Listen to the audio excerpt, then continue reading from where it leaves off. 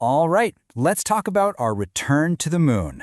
In just a few short years, humanity's going back. And for the first time in over 50 years, we're sending a crew. Artemis II is set to push the boundaries of what's possible. But this isn't just about revisiting our celestial neighbor. It's about taking that next critical step into our future beyond this planet. So you gotta ask, right? After more than 50 years, why are we going back? I mean, we've been there, we've done that. But the world is a completely different place than it was during the Apollo era, and so are our reasons for reaching for the stars. The answer? Well, it's ambitious, it's complex, and honestly, it's just incredibly exciting. Okay, so let's get right to the heart of it. The Artemis program isn't about repeating history. It's really about building a launch pad for the future. This is all about reestablishing a human foothold in deep space, and we're going to use the moon as a stepping stone to get to even bigger destinations. Now, this mission doesn't just have one goal. Think of it as having 4 interlocking pillars that really define its DNA. First, it's about getting humans back out there, beyond the protective bubble of low Earth orbit. Second, it's a massive stress test for our technology, the rockets, the life support, all of it, with a crew on board. And all of this serves a much bigger picture, getting ready for a moon landing with Artemis III, and, eventually, Mars. I mean, this is a huge statement of intent. But again, you have to ask, why now?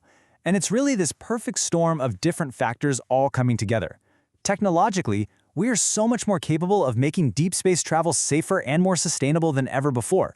There's also this renewed global interest in space, from countries to private companies, and economically, the potential for a new space economy is creating this incredible momentum.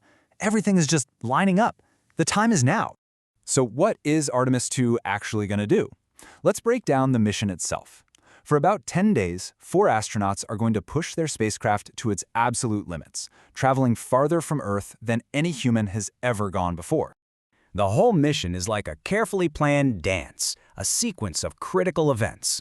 It all starts with the sheer, raw power of the launch.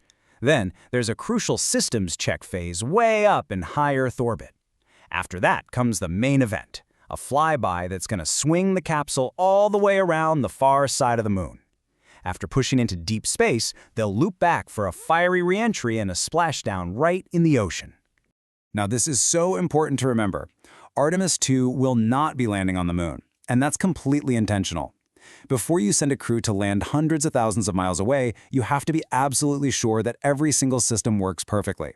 So think of this as the most demanding, highest-stakes dress rehearsal in human history. And the crew? They won't just be passengers along for the ride. No way. They are test pilots in the truest sense of the word.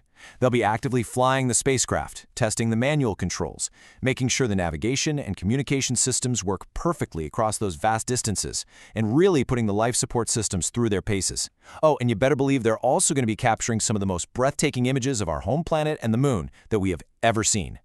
Of course, at the very heart of this entire adventure are the 4 people who are going to take this historic journey. This mission is just as much about the human element as it is about the hardware. So let's meet the crew. What an incredible team! Leading the mission, you've got Commander Reed Wiseman, an experienced astronaut and Navy pilot. At the controls is pilot Victor Glover, who is going to make history as the first Black astronaut on a lunar mission. And they're joined by 2 mission specialists, Christina Cook, the first woman ever to embark on a lunar mission, and Jeremy Hansen, who will be the first Canadian to make this incredible journey. This crew looks like us. It looks like the world today. And their selection was no accident. It was a really meticulous process, balancing 3 key things. First, you've got to have extensive experience: military pilots, engineers, veteran space flyers. Second, diversity and representation, making sure the crew reflects our global community. And third, team balance, making sure they have just the right mix of leadership, flight skills, and scientific know-how to handle literally any challenge that comes their way. Now, we have to be totally honest about this. Pushing the boundaries of exploration is never easy, and it is definitely not a walk in the park. So this next part is all about the high-stakes reality of deep space travel, both the incredible promise and the very real challenges. The stakes here are unbelievably high. You've got these monumental rewards balanced against some very serious risks. On one hand, you have the potential for mind-blowing scientific discoveries, huge technological innovations, and real economic growth. But on the other hand, the dangers are real. I mean, once you're outside Earth's protective magnetic field, deep space radiation is a major concern. System failures are so much more critical when you're days from home. And if something goes wrong, well, rescue capabilities are extremely limited. But the benefits, they stretch far beyond the mission itself. The push for space exploration has always driven progress right here on Earth. We're talking about huge scientific advancements in fields like medicine and material science, technological spin-offs that end up in our everyday lives, and the creation of entirely new economic opportunities. So, let's bring it all together. What is the ultimate legacy of Artemis II going to be? Well, this mission isn't the final destination. It's the doorway to everything that comes next. It truly is our next giant leap. And the roadmap from here is actually pretty clear. Artemis II is the crucial test flight. Once it succeeds, that gives us the green light for Artemis III, which will finally put human boots back on the lunar surface. From there, the 2030s are all about developing a sustainable presence on the moon. And beyond that, the red planet is waiting. Each step builds on the success of the one before it. So in the end, Artemis II is so much more than just a single mission. It's the starting pistol for a whole new era of exploration. It's a real, tangible, powerful step toward the day when humanity is no longer confined to a single planet.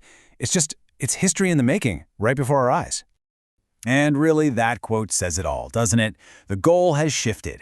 That amazing spirit of exploration that defined Apollo is back, but this time it's got a new, deeper ambition. This time we're going to learn how to live and work in deep space, because this time we're going not just to visit, we're going to stay.